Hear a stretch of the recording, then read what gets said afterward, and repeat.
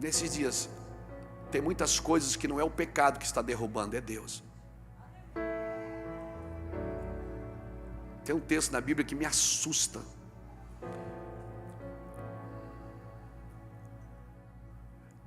Provérbios diz assim, eu não me lembro o texto agora, mas depois você procura. Cova profunda é a boca da adúltera, cairá nela o homem a quem Deus se ira. Então quando você vê alguém caindo em pecado, é porque Deus já está virado com ele. Mês passado eu preguei uma palavra, mas eu não terminei, eu quero terminar ela hoje. Abra comigo Josué capítulo 3. Lembra que a gente falou de Josué? Você não lembra, né? Lembra? Josué capítulo 3. Louvado seja Deus. Amanhã de manhã nós vamos estar no café aqui, 9 horas. E à noite nós vamos estar lá em Bertioga. É isso, pastor? Bertioga, né? Vamos estar junto lá aí, pastor Djalma. Vai ser benção. Aleluia. A vida cristã, querida, ela não tem a ver com o que cultuamos, mas é da forma que vivemos. E eu vejo assim que nesses dias o Senhor está ensinando alguns princípios que nós já sabemos, mas parece que se fizeram esquecidos no nosso meio. Eu vejo que o Senhor está alinhando a igreja. A igreja vai entrar num lugar de pureza, amém, irmãos? De pureza. Eu vejo o Senhor fazendo isso com a igreja, purificando a gente, amém?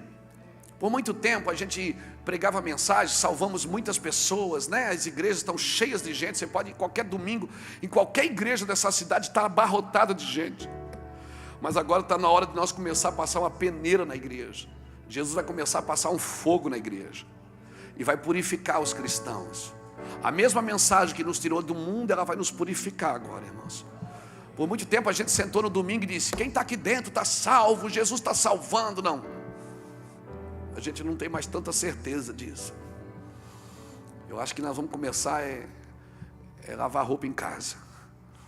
Deus está fazendo isso no Brasil, irmãos. Uma purificação. Eu sinto isso no nosso meio, eu sinto isso na minha casa, no meu lar. Eu sinto isso no meio dos meus filhos espirituais, meus filhos biológicos. Eu sinto uma purificação, assim, uma vontade de falar, de confessar, uma vontade de não argumentar mais. Eu vejo gente assim, procurando a gente para contar coisas, contar pecados. Por isso que nesses dias não adianta só guardar segredo, a gente tem que aprender a digerir os segredos. Amém? Se prepara, você que faz gabinete na igreja, você que atende pessoas, se prepare. As pessoas estão correndo, irmãos, ninguém quer mais carregar peso. As pessoas estão lançando sobre Cristo toda a sua ansiedade, toda a sua mazela. E esse é o lugar que tem que lançar mesmo, amém? Amém? Louvado seja Deus. Graças ao bom Deus. Abra comigo Josué capítulo 3. Diz assim: e levantou-se Josué de madrugada e partiram de Sitim e vieram até o Jordão, ele e todos os filhos de Israel, e pousaram ali antes que passassem.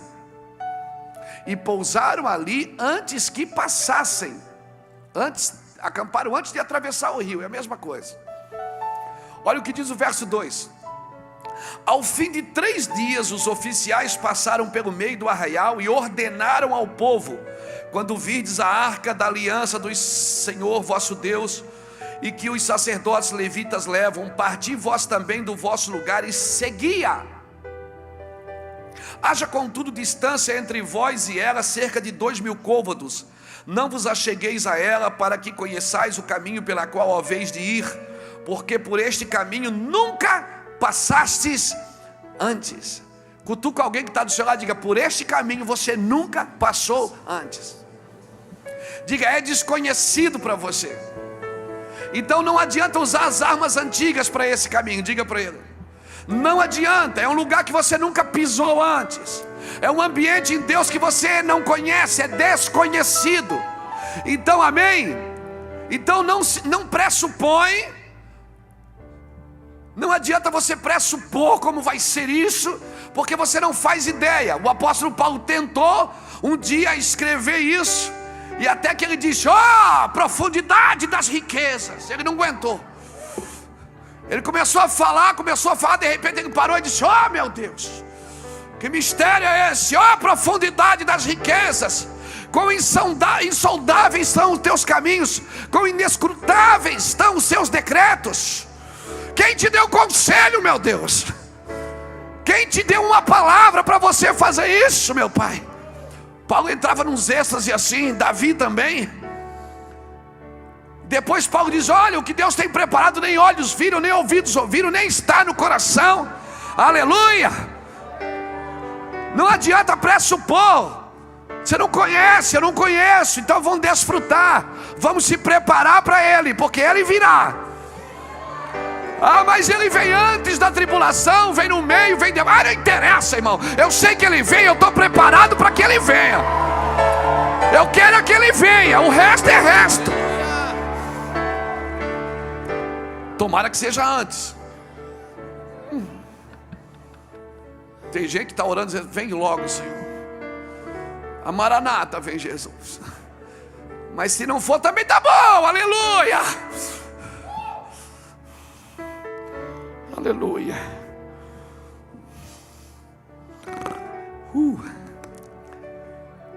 Versículo 3: contudo, haja distância entre vós e ela cerca de 2000 côvados. Não vos acheguei a ela para que conheçais o caminho pela qual podeis a vez de ir, porque por este caminho nunca passastes antes. Disse Josué também ao povo: santificai-vos, pois amanhã fará o Senhor maravilha no meio de vós. Aleluia, aleluia. Nós estamos entrando nesse lugar, querido, num lugar de pureza. Nós vamos começar a ver movimentos de pureza, que para mim é movimentos de avivamento. Avivamento não é você aglomerar 10.000 pessoas num domingo numa igreja. Avivamento é você preparar 10.000 pessoas, enviar 10.000 pessoas. Amém? Para 10.000 famílias, para 10.000 nações, não existe, mas para todas as cidades que você puder. Porque aquilo hoje, quando o pastor Djalma foi fazer o trabalho da oferta, abrindo esse texto, eu falei para ele ali depois: Djalma, você não acredita nisso? Não, acredita porque você é crente. Foi o texto que Deus me deu em 1999 para abrir o Ministério Mevan. Lucas capítulo 8, Mateus 4 também faz um paralelo. E Jesus ia seguindo de cidade em cidade, de aldeia em aldeia. Foi o texto que Deus me deu para abrir o ministério, para começar o Ministério Mevan. E hoje, quando ele fez a oferta para o ministério, dizendo: olha, eu vou ler aqui, ele não sabia disso, então ele sabe que eu vejo isso, sinais de Deus. Nós temos que prestar atenção nesses dias, irmãos, porque nesses dias Deus está se manifestando com os pássaros, com as árvores. Se prepara, você vai ver coisas na rua, os sinais vão ser claros para você. Amém? Não espera só no domingo para alguém trazer uma palavra para o seu coração. Isso é relevante? Claro que é. Nós temos que pregar o Evangelho. E quando nos juntamos no domingo, esse ajuntamento de propósito é para que a gente se descubra em Deus, para que cada um descubra o seu lugar no propósito de Deus. Mas isso não é tudo. Isso é uma preparação, é pedra ralando em pedra, para que segunda-feira a gente possa dar uma resposta para aquilo que Deus está fazendo. Amém? Louvado seja o nome do Senhor Jesus Cristo. Então, nesses dias, querido, nós vamos andar num lugar de pureza. As coisas vão ser muito claras. E assim, aí nós temos que começar a demarcar mesmo, a marcar e começar a agendar coisas como essa que eu falei da mala para você hoje. Coisas que parecem que são corriqueiras em nosso meio. Coisas normais de um cristão bem-sucedido. Coisas normais de um cristão inteligente, né? Cristão que ele tem a perspicácia de Deus para enganar os outros. Então assim, Deus vai começar a trazer isso para você. Você vai estar fechando negócio ali, e você vai estar, não vai enganar, mas vai dar aquela... E Deus vai dizer: fala a verdade. vai ser sobrenatural. Deus vai tomar a sua boca, porque Deus está fazendo isso. Não, porque Deus não depende da nossa santidade para Ele santificar a igreja. A Bíblia diz em Apocalipse capítulo 19, versículos 6 e 7, que a noiva está se ataviando com atos de justiça, porque foi-lhe dado que ela se vestisse linho fino. Ou seja, é Deus que está santificando a igreja. Ele mesmo santifica a sua noiva, amém? A nossa santidade, ela não tem capacidade de santificar. Às vezes nós chamamos de santidade, é orgulho religioso, não é santidade. Nós somos na realidade muitas vezes orgulhosos, porque nós temos alguns padrões, e a gente cria alguns padrões para nós, e achamos que isso é tudo. Não, eu estou falando de pureza, eu não estou falando só de limpeza, porque a água pode estar limpa, mas pode não estar pura. Aleluia. A água limpa não significa que ela está pura, então ela tem que estar limpa e tem que estar pura. Ela vai passar no filtro aí, meu irmão. Se prepare. Palavras que nós pregamos alguns anos atrás, que nesses dias elas não vão conseguir persuadir ninguém. Deus vai nos ensinar o vocabulário do céu, vai ensinar coisas que nós nunca falamos antes. Amém? Amém? Não é o ambiente sujo que nos suja. Se nós escolhermos a sujeira, nós estamos dizendo que Cristo não é suficiente. Amém? Quem governou o Egito foi José, um menino puro. Aleluia. Não foi o Egito que governou José, foi José que governou o Egito. Não foi a Babilônia que influenciou Daniel, foi Daniel que influenciou a Babilônia. Então nós vamos ter que entrar num estado de pureza muito grande para entender isso, amém? Primeiro, nós vamos entender que nós não somos o dono do propósito, nós somos parte de um propósito. Nós não somos dono do propósito, não, porque eu tenho um propósito. Não, o propósito não é seu, o propósito é dele. E Ele te criou para cumprir o propósito dEle. Salmo 139, verso 16. No seu livro, Ele escreveu sobre mim, sem que nenhum dos meus dias existisse. Aleluia! Ele tem um propósito. E o fato que Ele tem um propósito é porque eu nasci. Deus não faz nada sem propósito. Nada. Porque você nasceu, então você sabe. Mas será que eu tenho? Tem, porque nasceu. Porque senão não teria sentido você nascer. E até a unção nesses dias sem propósito, ela vai cair por terra. Unção sem propósito é uma desgraça, irmão. Eu preciso entender, porque Ele me ungiu, o Espírito do Senhor está sobre mim, pois me ungiu para. Se eu não entender o para, a unção não faz sentido. Se eu não entender o porquê que Deus me deu unção, não faz sentido eu tê-la. Se eu não entender por que Deus me deu dinheiro, não faz sentido tê-lo. Se eu não entender por que Deus me deixou conhecido, colocou a minha lâmpada no alto para que ilumine todos os que estão na casa, se eu não entender isso, não faz sentido aparecer.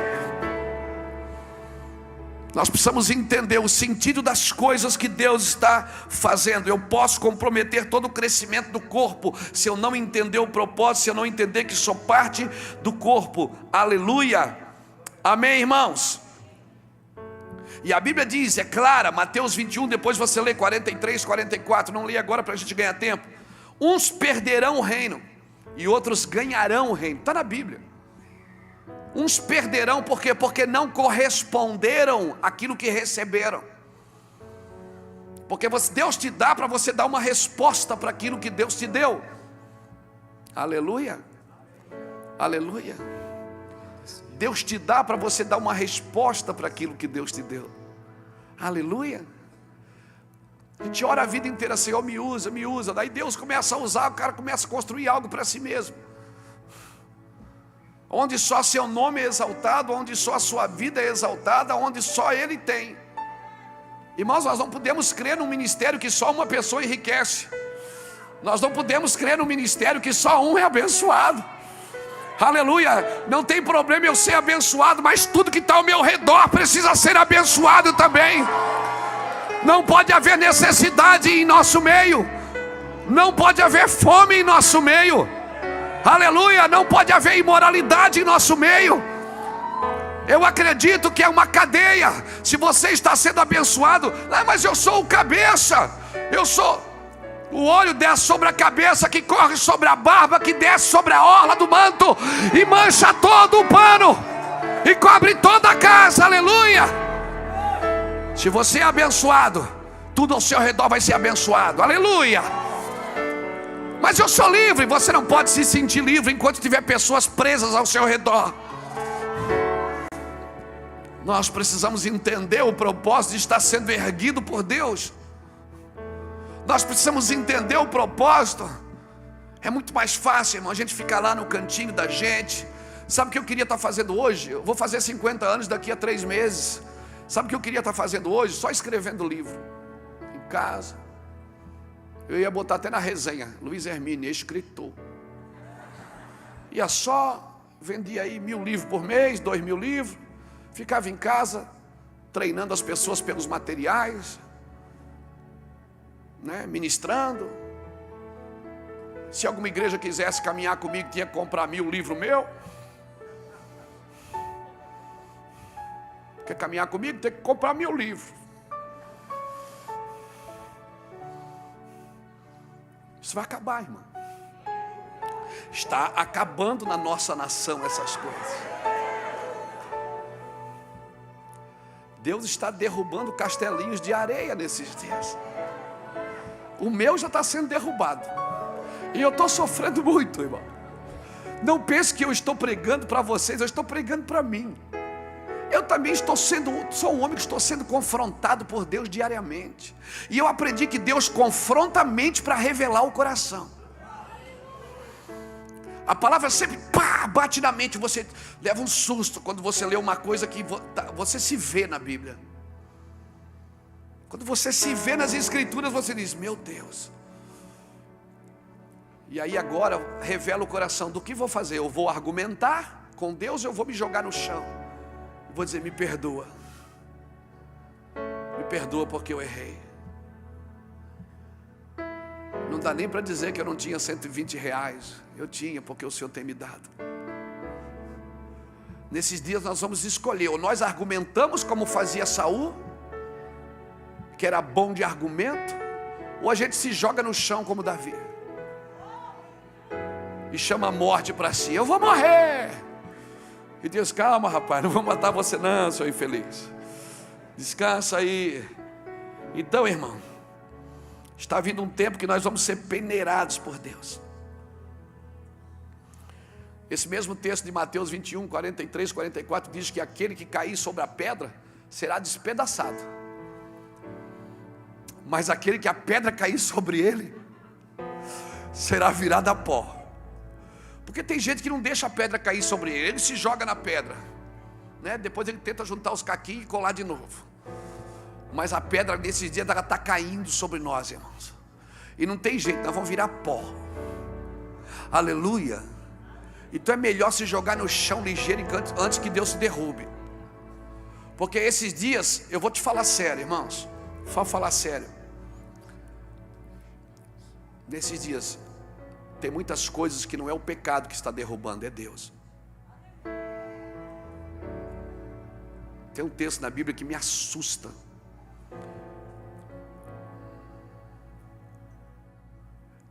Provérbios diz assim, eu não me lembro o texto agora, mas depois você procura.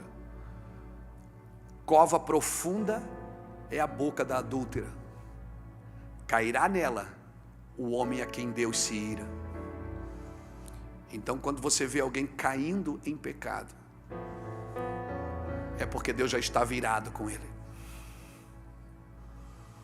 Alô? Ei, cadê você? Cova profunda é a boca da adúltera, cairá nela o homem a qual Deus se ira. Então quando você vê alguém em pecado, não diga que foi o diabo que derrubou. Às vezes Deus tem que parar as pessoas para que elas não se matem. Às vezes Deus precisa parar algumas pessoas. E o que Deus está fazendo nesses dias é isso, irmãos. Eu ainda vou pregar Josué 3. mas é só para a gente andar numa pista aqui de entendimento. Nós estamos sendo peneirados por Deus. Tem um texto em Lucas 22:31 que Jesus diz assim: Pedro, Pedro, o diabo me pediu para peneirar você como trigo. E sabe o que me impressiona? É que Jesus não defende Pedro. Ele diz: mas eu vou orar por você. Jesus diz: não, mas o diabo veio, eu peguei ele. Não, Jesus diz: Pedro, Pedro, Pedro, Pedro, o diabo me chamou, ele me pediu para peneirar você como trigo. Mas fica tranquilo, porque eu vou rogar ao Pai que a tua fé não desfaleça. Por que Jesus não pega o discípulo assim, bota para trás e diz: pode vir, Satanás? Não, ele não vai fazer isso nem com você. Nem com você, nem comigo. Porque a peneira é necessária. E a palavra peneirar, irmão, é uma palavra muito louca. A palavra peneirar, ela vem da palavra siniazo, que significa testar a fé de alguém até o limite.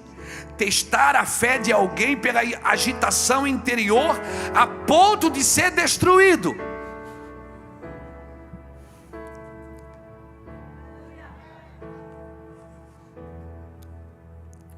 E sabe o que é que o Senhor falou para Pedro depois da peneira? Ele disse: mas depois, Pedro, que tu te converteres, fortalece teus irmãos.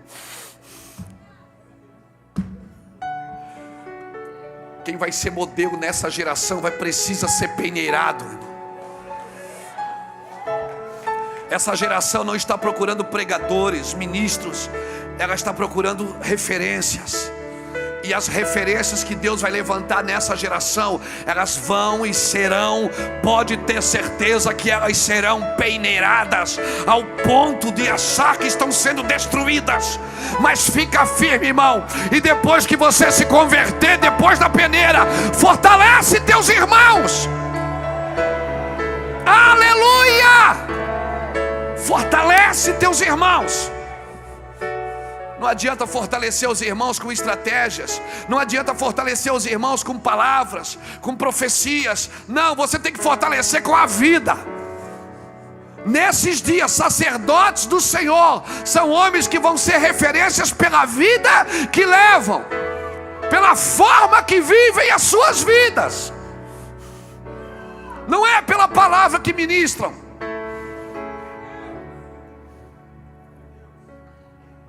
Hoje uma pessoa que faz um curso de boas maneiras, tem boas maneiras para apresentar. Que faz um curso de administração, sabe administrar. Que faz um coach, sabe motivar. Não tem problema, tudo isso é muito bem-vindo na igreja. Oxalá pelas pessoas inteligentes que Deus tem levantado. Mas a inteligência dos homens não convence do pecado, da justiça e do juízo. Quem convence é o Espírito Santo de Deus. Aleluia. E uma inteligência evasiva, que não tem o Espírito Santo, não serve para nada. Uma inteligência que quer conduzir as pessoas nas suas estratégias não serve para nada. Tem prazo de validade para acabar. Agora, revelação não. Homens cheios do Espírito Santo, mulheres cheias do Espírito Santo, vão tirar coisas do seu coração. Vão ver. Você vai ver Deus tirar coisas dentro de você que nem você sabia que carregava. Você vai achar coisas dentro de você que nem você sabia que tinha. Esse texto que nós lemos fala de quando eles chegaram no Jordão. Quando eles chegaram no Jordão, irmãos, que eles avistaram a terra do outro lado, eles não foram chegando e blá blá blá entrando. Eles pararam, descansaram. 3 dias eles descansaram. Diferente de quando eles saíram do Egito. Do Egito eles saíram correndo. A Bíblia diz que a massa não tinha nem levedado ainda. Do Egito eles saíram correndo, pega uma criança no colo, põe a outra na garupa, e puxa um jumento, e puxa um camelo, e leva as especiarias. Saíram com a massa sem levedar, não tinha nem comida pronta para eles no caminho. Saíram correndo, passaram o Mar Vermelho de pés enxutos e correndo. Porque é assim que se sai do Egito, correndo. Mas para entrar na promessa, segura a onda. Não arrombe portas que ainda não foram abertas. Não meta a chave na fechadura que não cabe. Fica tranquilo, você vai entortar a chave. Aí não vai servir nem para essa e nem para outra. Não entre em lugares que Deus ainda não te deu.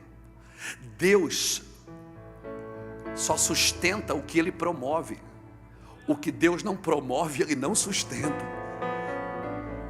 Por isso que você vê muitas pessoas passando lutas em lugares altos. Por quê? Porque não foi Deus que promoveu. E para manter aquela estrutura vai precisar de muito dinheiro. Então precisa fazer coisas que Deus não mandou fazer para ter o dinheiro. E aí precisa vender água no púlpito. E aí precisa vender pano para os outros levarem para casa. Irmãos, quando você constrói algo que não foi Deus que mandou, quem paga a conta é você. E aí você tem que criar um monte de baboseira para manter o status, manter esse lugar. Derruba tudo, meu irmão, e vai andar no lugar que Deus te chamou para andar, na simplicidade do Espírito.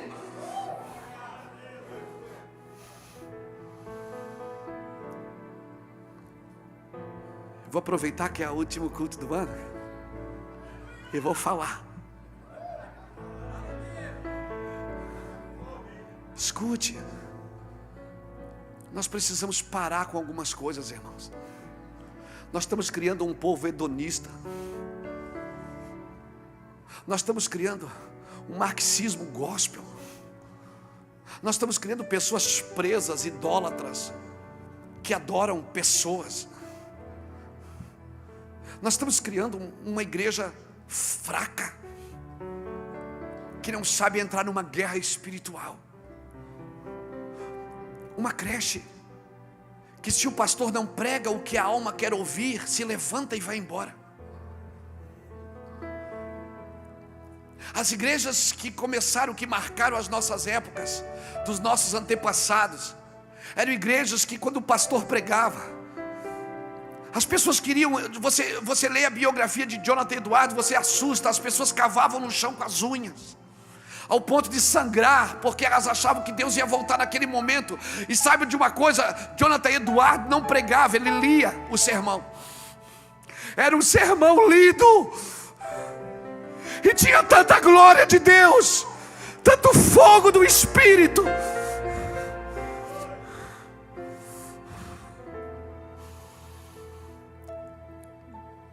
Corremos atrás de incêndio de um lugar para o outro. Nós temos que começar a incendiar nós mesmos.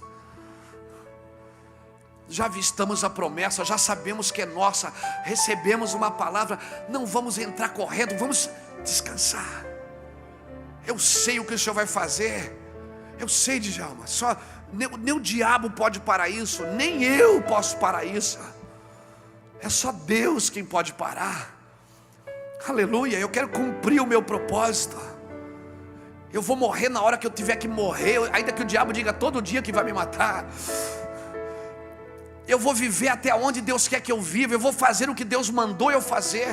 Nós vamos cumprir o propósito. Você não pode ter medo de cumprir o seu papel. Nós vivemos na igreja com medo, desesperados. Estamos 30 anos na fila da bênção, irmão. Quando acaba o culto, alguém diz: você que quer um milagre, vem aqui. Você que quer uma bênção, vem aqui. Você que quer um palco de promoções, um palco de vaidades. Nós precisamos entender que nós somos maduros no Senhor. Nesses dias Deus está cobrando maturidade nossa. Pastor, você não acredita em oração? Claro que eu acredito. No final eu vou orar por você, e você vai orar por mim. Eu acredito, Deus manda a gente orar um pelos outros. A igreja é um lugar de bênção, é o lugar que a gente vem para ser abençoado. Mas nós não viemos barganhar, não viemos negociar. Aleluia, nós não viemos colocar dinheiro dentro do envelope para Deus dar o dobro para a gente amanhã. Nós não viemos barganhar com Deus. Nós não viemos vender cabritos para o sacrifício. Sabe por que Jesus expulsou os mercadores do templo? Não é só porque eles estavam vendendo o sacrifício, é porque eles estavam barganhando. Porque todo ano você tinha que ir a Jerusalém sacrificar um animal. Se você fosse pobre, você levava uma pombinha. Se você fosse classe média, você levava um cordeiro. Se você fosse rico, você levava um boi. Por isso que os reis davam bois. Todo ano você ia em Jerusalém sacrificar. Eu fico imaginando Jesus todo ano em Jerusalém com José e Maria. Quantas vezes ele deve ter passado pelo tanque de Betesda, dava aquela olhada assim, mistério. Jesus andou no sacerdócio levítico por 30 anos, irmãos. Ele não quebrou o sacerdócio levítico, já sabendo quem ele era, mas ele não fez isso. Por que ele não fez? Porque ele esperou o tempo de fazer. Quantas vezes ele deve ter passado pelo tanque de Betesda e ter visto aquele homem lá na esteira? Quando ele começou o ministério, que ele foi para Jerusalém, ele não aguentou, ele já chegou e disse: vou lá tirar aquele cara de lá. Ele andou no sacerdócio levítico por 30 anos, mesmo sabendo que aquilo não era tudo, mesmo às vezes discordando do movimento sacerdotal levítico. Mas ele andou daquela forma, esperando o momento certo que o Espírito Santo tomaria ele. Você precisa esperar o Espírito tomar você. Mas eu não concordo, não concorda, mas também não faz nada para mudar. Espera aí, descansa. Amém? No tempo certo, o Espírito toma você no seu interior, organiza a profecia dentro de você. Aleluia, aleluia. Eu pastoreava uma igreja, eu era co-pastor. Quantas malas eu carreguei para os pregadores que iam lá, pregadores conhecidos do Brasil, e eu sentava com eles nem davam moral para mim. Hoje me convido para pregar, ele está na fila aí.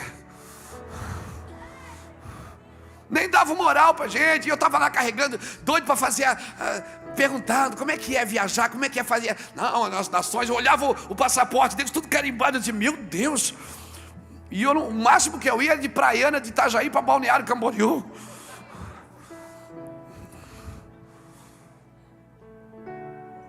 Espera o tempo. Então, queridos, você guardava o seu sacrifício em casa. Mas a Bíblia diz que se você morasse longe, em Levíticos fala, não me lembro o texto, que se você morasse longe de Jerusalém, você poderia vender o animal, e lá perto do templo você poderia comprar um animal com o mesmo valor e dar ao Senhor. Então o sacrifício sempre começava em casa. Mas tinha gente que já não criava mais para o Senhor, ele já comprava na porta do templo e levava. Então ele já tinha saído o sacrifício não começava no lar. O seu sacrifício, sacerdote, começa no lar. Porque no lar é o lugar que você é mais provado da sua vida, é na sua casa, no seu lar. Sabe por quê? Porque lá não adianta pousar de bacana de crente, não. Lá todo mundo conhece a sua humanidade.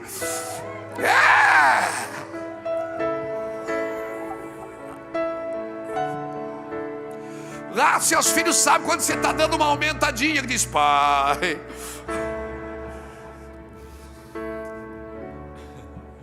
O lugar que a gente mais é confrontado é no lar.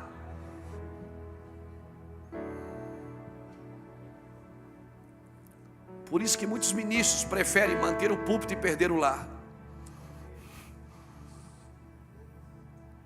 Porque daí acabou o confronto. O confronto é na casa, é confronto, my friend. É confronto em casa, é na luta ali. Dá vontade de brigar com todo mundo. E aí o cara chegava na porta do templo, ele ia comprar. Aí chegava lá, com 100 reais. Ele vendeu o cordeiro dele lá por 100 pila. 100 reais. Aí chegava na porta do templo, ele dizia assim, e os vendedores também viam, quando tinha muita gente comprando, ele aumentava o preço. Aí diz assim, quanto é que é o cordeiro? Se tivesse pouca gente comprando, esse é 80. Eles, é 100. Eles faz por 50, um para mim. Pode ser aquele mais magrinho ali. Então aquele lá faz por 50. Ele pegava 50, botava no bolso e comprava. Ele já não tinha dado o sacrifício que ele tinha criado. Ou então era assim, ele chegava, tinha muita gente comprando, eles aumentavam. Os vendedores aumentavam na porta do templo, né? Sempre tinha uma barganhazinha ali com os sacerdotes, né? Uma propinazinha. E aí, quanto é que está o sacrifício? Como é que está o cordeiro? Não, o cordeiro aumentou, está 100. Mas eu comprei essa semana passada por 50, por meu... mas aumentou, o negócio está difícil, meu filho. Mas eu só tenho 50. Não, 50 não tem mais de 50. Ah não, eu tenho de 50 eu tenho um ali que está com a patinha meia quebrada. Na viagem ele quebrou a pata. Não, mas não posso dar isso para o Senhor. Rapaz, você está comprando o sacrifício do sacerdote, rapaz. Eu já santifiquei para você o mistério. O mistério está pronto, é só dar para o Senhor. E aí ele comprava aquele sacrifício e entregava para o Senhor daquele jeito. Por isso que Jesus entrou com um chicote e derrubou tudo.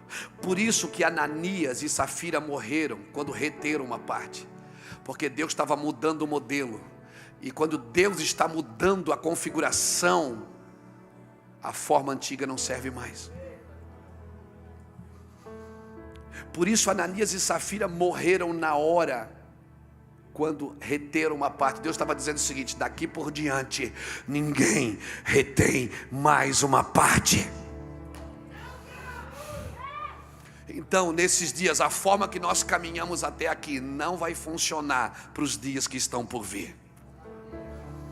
A forma que nós saímos do Egito não será a mesma que vamos entrar na promessa. Não será a mesma. Amém? E sabe por que Ananias e Safira morreram também? Porque a Bíblia diz, no último versículo do capítulo 4 de Atos dos Apóstolos, que um homem chamado José, a qual de codinome Barnabé, um levita de Chipre, possuindo uma herança, vendeu a herança e colocou aos pés dos apóstolos. Aí você fica pensando, Ananias e Safira morreram por quê? Primeiro, porque eles estavam retendo uma parte. Segundo, porque eles entraram na fila que Barnabé também deu a sua herança. E a Bíblia diz que Barnabé vendeu a sua herança e colocou tudo aos pés dos apóstolos. E quem quer reter uma parte não pode andar na fila de quem está dando tudo, irmão. Quem quer reter uma parte não pode ter aliança com quem está dando tudo. Quem quer reter uma parte não pode entrar no altar de quem já deu tudo. Porque é muito perigoso. Quando Barnabé colocou aos pés dos apóstolos, a Bíblia diz que ele colocou aos pés dos apóstolos. Agora, por que Barnabé vendeu a herança e colocou aos pés dos apóstolos? Porque a Bíblia diz que ele era um levita de Chipre. E aí eu pergunto para você, levita tinha herança na terra? Não. Barnabé, quando viu Deus levantar a igreja, ele disse: eu preciso voltar para o ministério, então eu vou me desfazer de tudo que não foi Deus que me deu.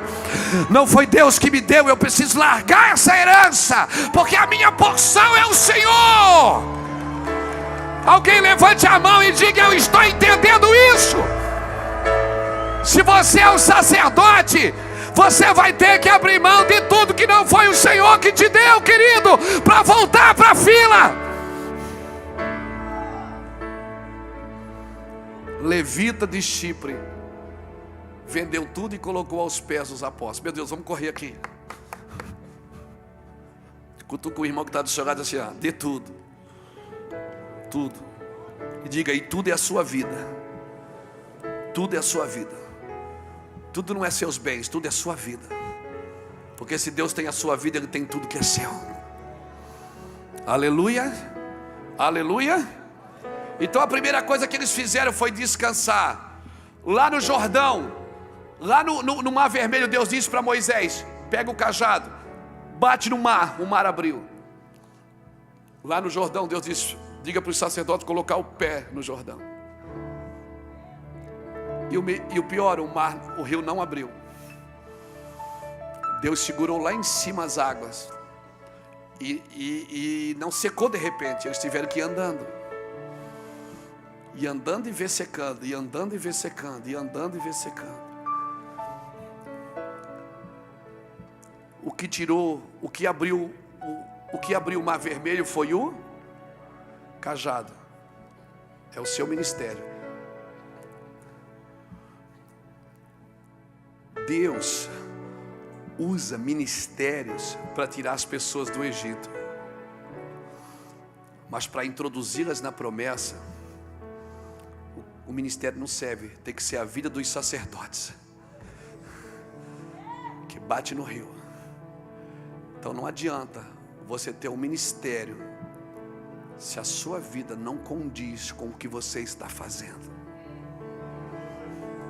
Porque nesses dias o que vai introduzir o povo na promessa não é o tamanho do seu ministério, não é a grandeza do seu ministério, é a grandeza do seu sacerdócio, da sua vida. E ter fé. No Mar Vermelho eles passaram com o pé a seco. No Jordão eles tiveram que crer que Deus tinha segurado as águas lá na frente. Tem que ser pela fé, mano. Você não vai ver as águas pararem. Elas vão parando enquanto você anda. Então nesses dias a nossa fé ela tem que ser maior.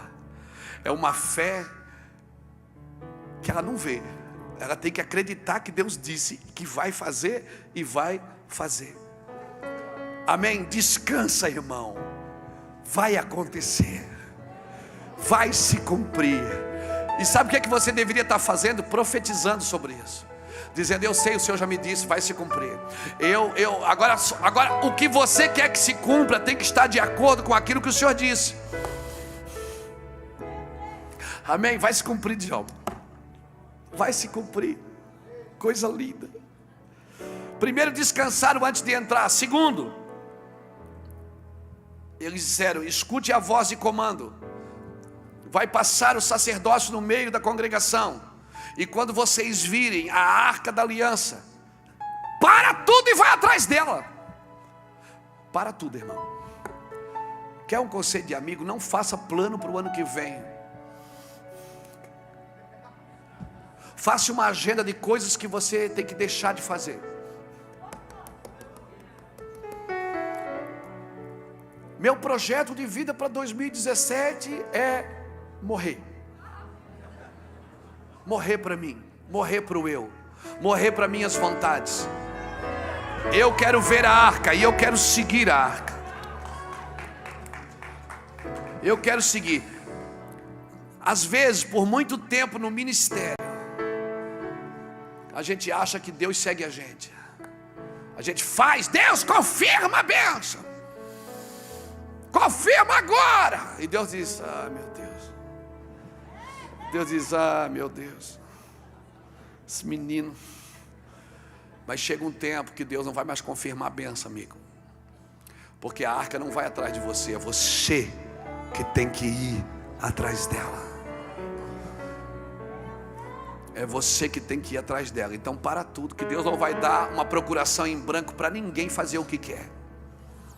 Nós vamos fazer o que Deus mandou a gente fazer. Tome uma atitude, deixa ela aí na frente. Amém? Só que o Senhor falou o seguinte, mantenha a distância dela. 2.000 côvados, mantenha a distância. 2.000 côvados, 45 centímetros, cada côvado dá 900 metros. 900 metros, mantenha quase 1 quilômetro. Deus está mandando manter a distância da arca. Para quê? Para você ver onde ela está indo. Porque o caminho que ela vai te levar, você nunca pisou antes. Não se afoite, não vai atrás da arca metendo a mão como Uzá fez.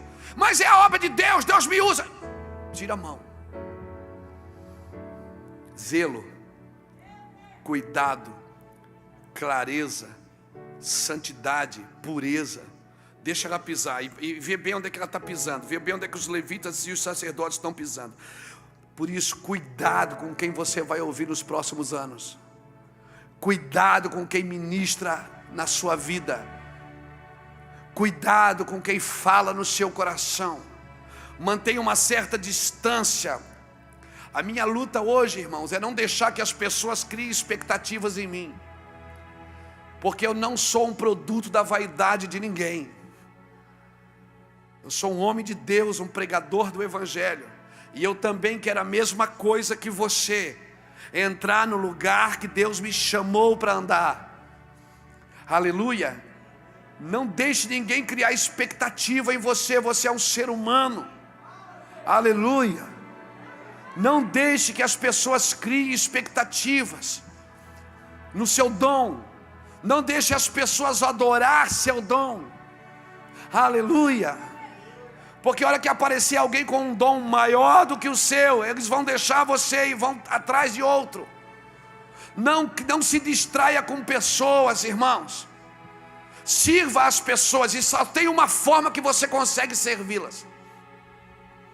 Paulo disse: embora eu sendo livre de todos, me faço servo de todos. A única forma que você consegue servir uma geração é sendo livre dela, sendo livre da crítica e do elogio.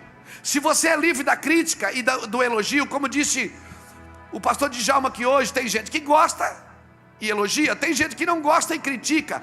Como eu sou livre da crítica e do elogio, não importa o que as pessoas pensam de mim. Eu não nasci para agradar pessoas, eu nasci para servir as pessoas. Aleluia. E mesmo os que não gostam estão sendo servidos. A hora que eles acordar, já está pronto, irmão. Então, por favor, embora eu sendo livre de todos, me faço servo de todos. Quando é que eu consigo servir alguém? Quando eu sou livre dela, quando eu não tenho medo dela, quando eu não tenho medo do que ela vai pensar do que eu estou dizendo. Quando acaba um culto, eu estou preocupado: gostaram? Será que gostaram? Se você é livre de crítica e de elogio, você consegue satisfazer o coração de Deus. Aleluia, irmãos. Agora também não é aquele papo: eu não estou nem aí para os outros. Não, eu estou sim. Eu nasci para servir pessoas. O meu coração é para servir as pessoas. E às vezes a minha alma também se preocupa: será que eu fui bênção? Será que eu fui maldição, meu Deus? E aí eu entro num lugar de descanso no Senhor, e o Senhor diz: fica livre, fica livre. Quer servir as pessoas? Seja livre delas. Sirva as pessoas. E se você só consegue servir se não atentar para a opinião, para a crítica, para os elogios, se você estiver livre, você vai conseguir servir a todos. A arca está passando, irmãos, na nossa nação. O Senhor está fazendo uma varredura na nossa nação. E começou pela igreja. Já começou, irmãos. Irmãos, já começou. Nós precisamos entender isso. Já começou. As nossas canções vão mudar. Nós vamos voltar a cantar na vertical. Nós vamos parar de adular o sofrimento. Nós vamos parar de adular o sofrimento das pessoas. As nossas canções denunciam que nós estamos na alma. Nós vamos começar a cantar para o Senhor. Nós vamos começar a dizer para o Senhor: Tu és o meu Deus, Tu és o meu lindo, eu te amo, seu cheiroso, maravilhoso. Se Tu é macho, desce aqui embaixo para ver se eu não te agarro e não te cheiro agora, não te beijo agora. Vem dançar comigo. Aí você vai dizer: mas isso é meninice. É exatamente isso. As nossas canções, elas vão parar de exaltar o nosso sofrimento e a nossa dor. Quando nós cantamos uma música, as músicas que mais vendem no mercado, irmão, são músicas que adoram a dor, que exaltam o sofrimento. Irmãos, tem pessoas há 30 anos na igreja mostrando os tiros que ganharam, as facadas que receberam. Está na hora de mostrar Jesus na sua vida. Está na hora de mostrar. Chega de mostrar o que o diabo fez. Nós temos que mostrar agora o que Jesus está fazendo. O seu testemunho te tirou do mundo, glória a Deus. Mas, irmãos, você não pode mais ser conhecido pelo que foi. Você vai ser conhecido por aquilo que é, pelo selo do Espírito na sua vida. Nós vamos voltar a cantar, Johnny, na vertical. Talvez a gente não venda muito CD, mas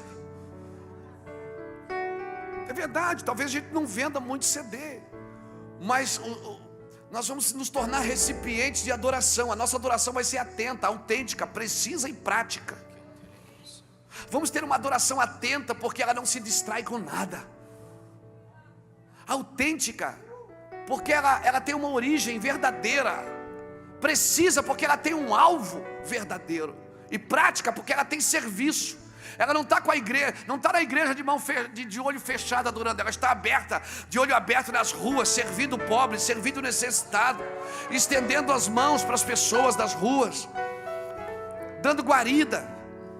Eu creio, irmão, nesse evangelho. Eu creio, eu vou morrer vivendo isso. Eu quero viver isso. A arca está passando, eu vou... Calma, mantenha a distância.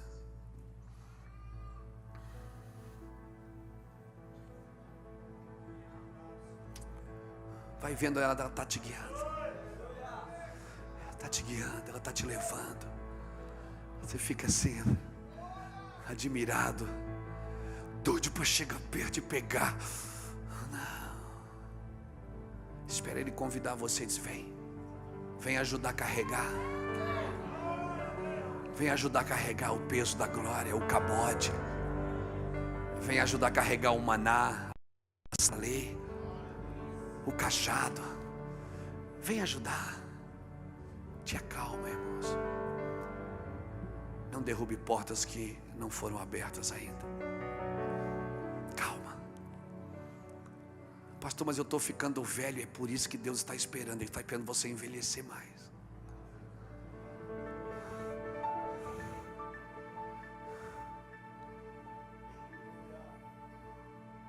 Porque vinho novo a gente se embriaga, vinho velho a gente degusta.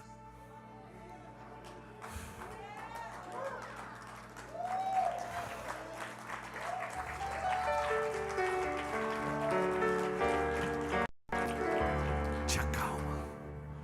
Tá, e como é que eu faço para esperar isso, pastor? É difícil demais ter vontade de fazer uma coisa para Deus que Deus não deixa a gente fazer. Sabe o que Ele manda você fazer hoje? Ele diz assim: santificai-vos hoje, porque amanhã. Ele diz: eu sei que você quer fazer para mim, mas eu quero fazer primeiro em você. Você só vai pregar onde já foi pregado. Você só vai pregar onde já foi pregado. Você só vai curar onde já foi curado. Chega de carência no altar, irmão. Pessoas carentes cuidando de pessoas carentes. Seja livre da alma. Diga para ela: quieta-te dentro de mim, porque tu ainda adorarás ao Senhor. A alma não pode dominar o culto. A alma não pode dominar a igreja, porque ela está em fase de restauração. O espírito está pronto, mas a carne é fraca. Por isso deixa Deus trabalhar. Aleluia, aleluia. Uma igreja na alma canta para a dor, canta por sofrimento. Uma igreja na alma adora pessoas, adora ministérios. Mas a igreja do Espírito não. Ela abraça, admira, reconhece, se impressiona, mas na hora de dar adoração, ela adora um só. Uma igreja no Espírito, parece que ela não tem muito sentimento. Parece que você fala, ninguém... A gente diz: meu Deus, que igreja fria. Não é fria, mas ninguém sente nada. É porque o Espírito não sente, o Espírito sabe. Pela fé, Hebreus capítulo 11, versículo 3. Pela fé nós entendemos que os mundos foram criados, que o visível se fez pelo invisível. Então a alma, ela está presa ao visível, mas o Espírito, ele está esperando o invisível, porque tudo que se vê não é comparado com a glória inexcedível, com a glória que está por vir. Por isso Paulo dizia: oh meu Deus, 2 Coríntios 4, versículo 7, Paulo dizia: nós temos um tesouro no vaso de barro, para que a excelência seja de Deus e não de nós. E aí Paulo começa a dizer: em tudo eu sou atribulado, mas não angustiado, perseguido, mas não abatido, perplexo, mas não desanimado, levando no meu corpo o morrer de Cristo, para que a vida de Cristo também se manifeste na minha carne mortal. E nós não atentamos para as coisas que se veem, mas para as coisas que não se veem, porque as coisas que se veem são temporárias, mas as que não se veem são eternas. Alguém dá um glória a Deus aí? Aleluia! Dentro pra fora, vem queimar em mim.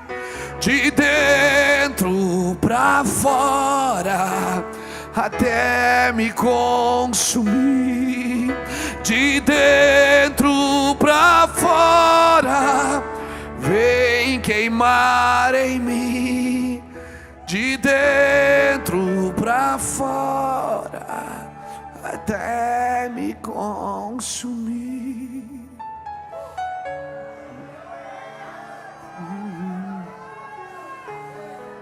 Nós temos um tesouro no vaso de barro.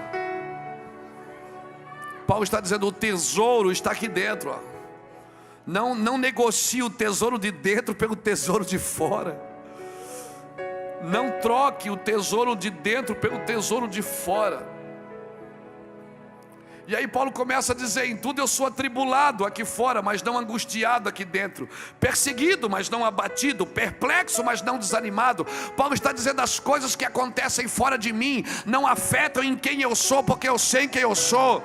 E ainda que o meu homem exterior se desgaste, o meu homem interior se renova a cada dia, porque eu sei quem eu sou em Deus.